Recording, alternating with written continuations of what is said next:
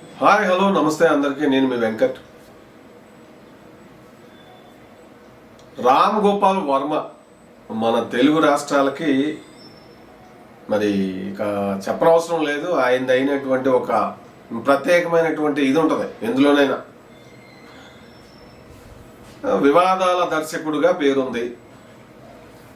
అసలు cinema ట్రెండ్నే మార్చిండు. Shiva cinema కావచ్చు, టెక్నికాలిటీస్లో కానీ ఆ బ్యాక్గ్రౌండ్ స్కోర్స్ వాటిల్లో అప్పటి వరకు ఉన్న ఒక మోస ధోరణి అంతా బద్దలు కొట్టి మరి ఇక్కడ నుంచి వెళ్ళి అక్కడ బాలీవుడ్లో తెలుగు జెండా బాతి మరి ఏమనుకుంటారా తెలుగు వాళ్ళు అనుకుంటే అని అట్లా ట్రెండ్ సెట్టర్ అని చెప్పాలి. సినిమాల వరకు, మేకింగ్ వరకు ఆ విషయాల్లో ఓకే. ఇంకా మాఫియా కథలు, సత్య లాంటి కథలు అవన్నీ మనం మర్చిపోలేం. ఆయన కొన్ని సినిమాలు క్లాసిక్స్, అందులో డౌటే లేదు. ఒక ఫిలిం మేకర్గా ఆయన్ని విభేదించేటోళ్ళు ఉంటారు, అభిమానించేటోళ్ళు ఉంటారు, తిట్టుకుంటూ అభిమానించే వాళ్ళు ఉంటారు. ఇట్లా నానా రకాల ఫ్యాన్స్ ఆర్జీవీకి ఉన్నారంటే కూడా అతిశయోక్తి కాదు. నేను కూడా ఒక ఛానల్లో వర్క్ చేసేటప్పుడు అప్పటికి ఆయన హవా నడుస్తుంది. రక్త చరిత్ర సినిమా రిలీజు ఆ టైం అనుకుంటా. ప్రమోషన్లో భాగంగా ఒక ఛానల్కి మణికొండలో ఉండేది ఆ ఛానల్, న్యూస్ ఛానల్. ఇప్పుడు అది లేదు. అప్పుడు ఫిల్మ్ డెస్క్లో ఉన్నప్పుడు ఆయన ఓపెన్గా వచ్చి న్యూస్ మెయిన్ ఇదిలో కూర్చొని అక్కడ ఎంప్లాయీస్ అందరితో మాట్లాడినప్పుడు నేను కూడా ఏదో ఒక ప్రశ్న అడిగా. అప్పుడు అంటే వర్మతో మాట్లాడి ఆయన్ని ప్రశ్నలు అడిగే ఒక అవకాశం రావడం అదొక గొప్పగా ఫీల్ అయ్యేటువంటి సందర్భమే నిజంగా. అటువంటి ఫీల్తోనే నేను అడగడం జరిగింది. ఏదో సినిమాకి సంబంధించే. అఫ్కోర్స్ ఆయన ఏదో చెప్పారు, నేనేదో అడిగినా ఆయన ఏదో చెప్పారు, నాకు గుర్తులేదు అఫ్కోర్స్. సో పాయింట్ ఏంటంటే, ఇప్పుడు ఒక మేకర్గా, ఒక ఫిలిం మేకర్గా, ఒక క్రియేటర్గా అందులో దానికి సంబంధించినంత వరకు వర్మ నిజంగా ఒక టాలెంటెడ్ పర్సన్, అందులో డౌట్ లేదు. కానీ సరే, ఆయన ఏదైనా ఫిల్మ్ క్రియేటివిటీ అనే దానికి ఒక ఎక్స్పైరీ డేట్ ఉంటుంది ఎంతలా వాళ్ళకైనా. అది దాటిపోయింది. యంగ్ జనరేషన్ వచ్చింది, చాలా చేంజెస్ వస్తున్నాయి ఫిల్మ్లో కూడా. ఫిల్మ్ స్టోరీ నెరేషన్స్లో కూడా మోసధోరణ బద్దలైపోయింది. యంగ్ ఇప్పటి జనరేషన్ అంతా కూడా న్యాచురాలిటీని, రియాలిటీస్ని ఇష్టపడుతుర్రు.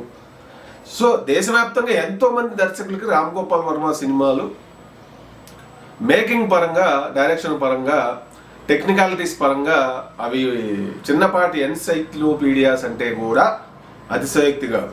ఒక రంగీలా అవ్వచ్చు, ఒక సత్య అవ్వచ్చు, మెయిన్ ఫస్ట్ ఫిలిం శివ అవ్వచ్చు, ఇవన్నీ కూడా ఇదంతా ఒక ఎత్తు. అయితే ఎప్పుడైతే ఆయన హవా తగ్గిపోయిందో, బాలీవుడ్ నుంచి తెలుగుకి వచ్చేసి వచ్చిన తర్వాత రక్త చరిత్ర మొదలుపెట్టింది అప్పట్లో.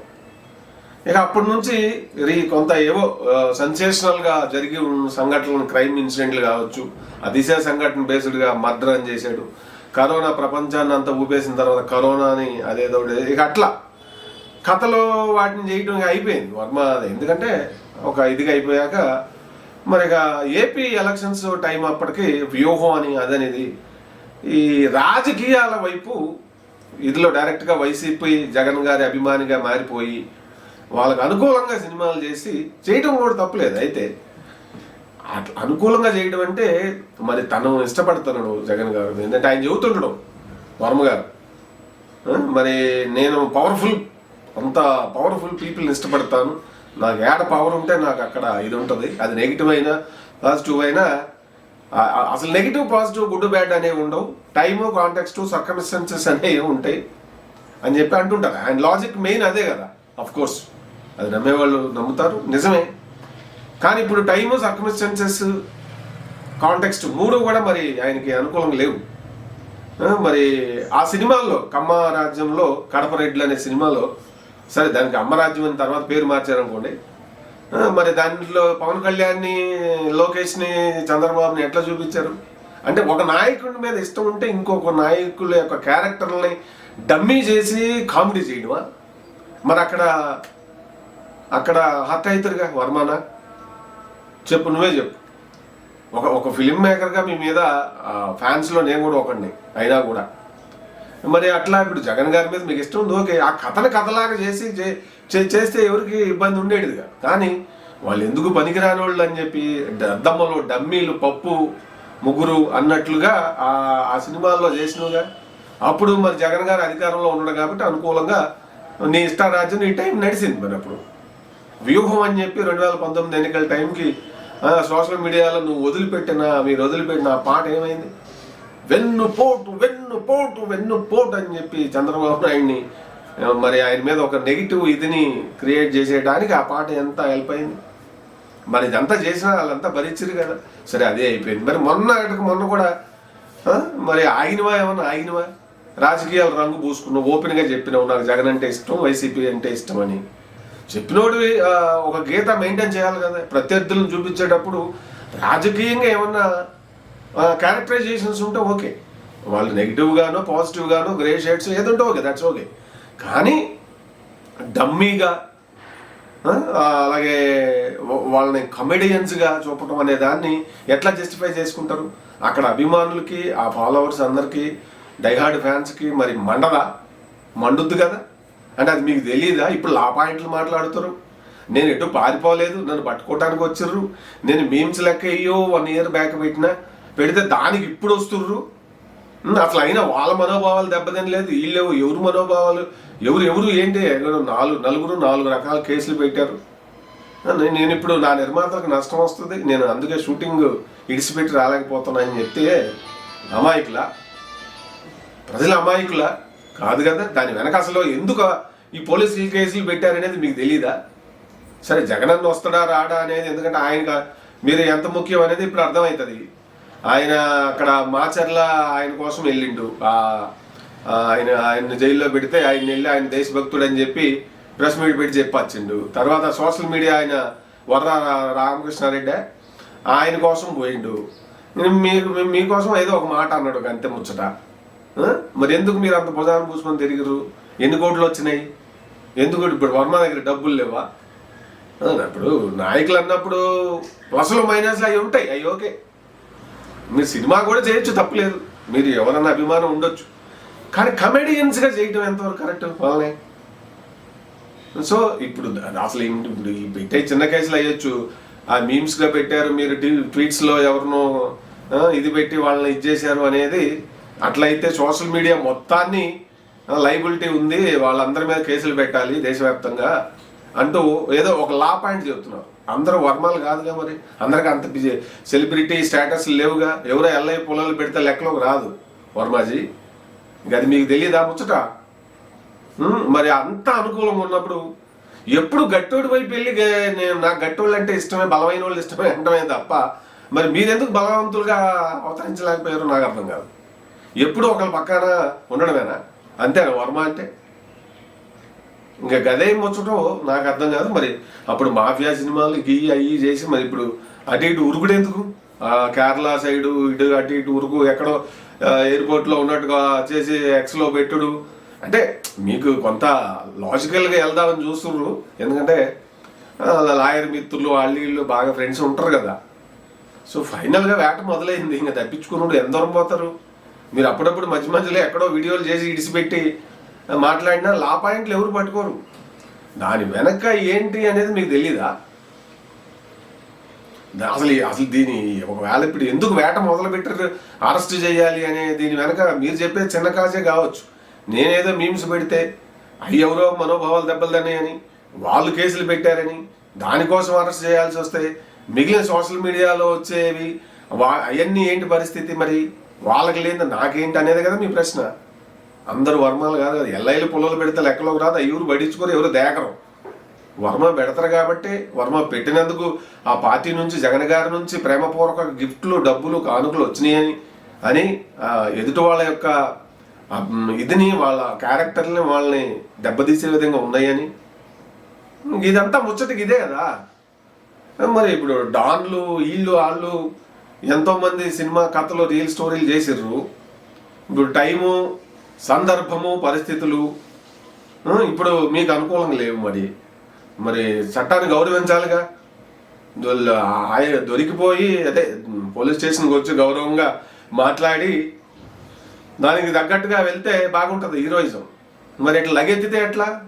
ఉరుకో ఇదిగో ఉసుకో ఉరుకో అన్నట్టుగా ఉంది. మరి ఎట్లా ఇది ఫ్యాన్స్గా మేము డైజెస్ట్ చేసుకోలేకపోతున్నాంగా. అసలు రాజకీయాలు ఈ వ్యవహారాలకి అటు ఇటు బ్రాండింగ్లు అయిపోతే ఇంక ఎట్లనే ఉంటుంది ముచ్చట. ఇప్పుడు ఏమన్నా వైసీపీ పార్టీ వర్మగా జగన్ గారు వచ్చి కాపాడతారా? కాపాడరు కదా. మరి మీరు మీకున్న తెలివితేటలని, మీ క్రియేటివిటీని ఎట్లా వాడరు, ఎందుకు వాడరు, దాని ఉద్దేశాలు ఏంటి, వ్యూహం వెనక ఏంటి, కమ్మరాజ్యంలో కడపరెడ్లు వెనక ఏంటి, మీరు ట్వీట్లు పెట్టి వాళ్ళని బదనాం చేయడం వెనక ఏంది, ఇవన్నీ మీ అంతరాత్మకు తెలుసుగా. అంతరాత్మ లేదేమో బహుశా మీకు. కాబట్టి మీరు ఇప్పుడు చట్టాన్ని మీరు దాన్ని ఇది చేయకూడదుగా. అసలు ఎందుకు ఈ లొల్లంతా?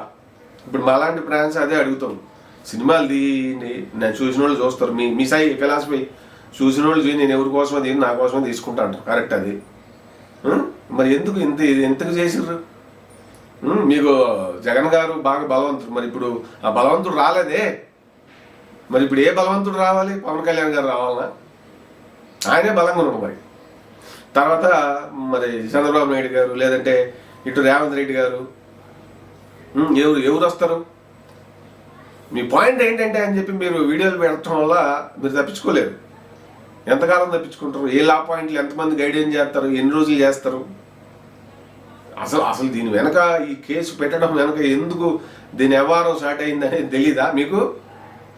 ఖచ్చితంగా వాళ్ళని అవమానపరిచినందుకే అని నేను అనుకుంటున్నాను. నా అభిప్రాయం ఇది. సో మొత్తం మీద మీ పరిగెత్తడం ఉరుకుడు ఆపి దొరికిపోతే మంచిది. దొరికిపోయి పోలీస్ స్టేషన్లో మీదైనా ఆ లాజిక్ ఏదో లా పాయింట్లు ఇక్కడ మాట్లాడితే పోలీసులతో మంచిగా ఉంటుంది. మొత్తం మీద ఇదంతా ఒక సినిమాగా మళ్ళీ బహుశా మీరు చేస్తారేమని మేమైతే ప్రేక్షకులుగా, మీ అభిమానులుగా వెయిట్ చేస్తున్నాం. మరి చూద్దాం ఏమవుతుందో, మరి ఎప్పుడు మీరు దొరుకుతారో. మొత్తం మీద అయితే ఇప్పుడు ఈ పరుగు ఉరుకు ఎంత దూరం పోతారు? ఆ పరుగు ఉరుకు ఆపేయండి, ఇంకా వచ్చేయండి. ఎందుకు ఎన్ని కష్టాలు వచ్చినాయి చూడండి. బాధ లేనోడా బర్రెని కొనుక్కోరా అన్నట్టుగా. ఎందుకు మీకు రాజకీయాలు ఇవన్నీ? ఎప్పుడు బలవంతులు, వాళ్ళు బలవంతులు, వీళ్ళు బలవంతులు. ఏది బలం, ఏది ఉండదు కాలం. పరిస్థితులే మీ లాజిక్కే మీకు రివర్స్ అయింది. ఇప్పుడు రివర్స్ కాదు, మీ లాజిక్కే మీకు చెప్తా ఉంది ఆయన. పరిస్థితులు అవి ఎప్పుడు ఎవరికి అనుకూలంగా ఉండు, ఎప్పుడు ఎట్ట మారుతాయి కూడా తెలియదు అనేది. అదే కదా మీ లాజిక్. బేసికల్గా సర్కమ్స్టాన్సెస్, టైం, కాంటెక్స్ట్ని బట్టి మనుషుల స్వభావాలు పరిస్థితులను బట్టి మారిపోతుంటాయి. అంతే తప్ప there is no good, there is no bad. ఇది టూకేగా మీ సైకాలజీ నాకు అర్థమైంది.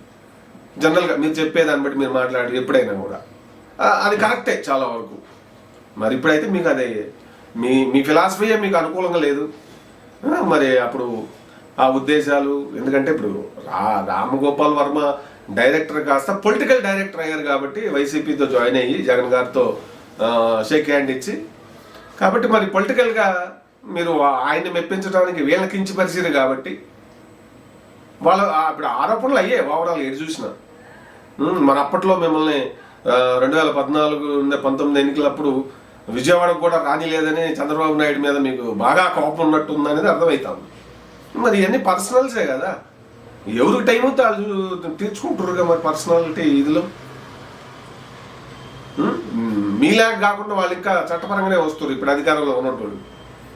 మరి చట్టపరంగా వస్తున్నారు, ఆ లీగల్గా ఫేస్ చేసి మీ హీరోయిజం, మీ లాజిక్ అదంతా చూపించుర్రి. అప్పుడు మీరు రియల్ హీరో అవుతారు. అదే మేము కోరుకుంటున్నాం మీ అభిమానులుగా.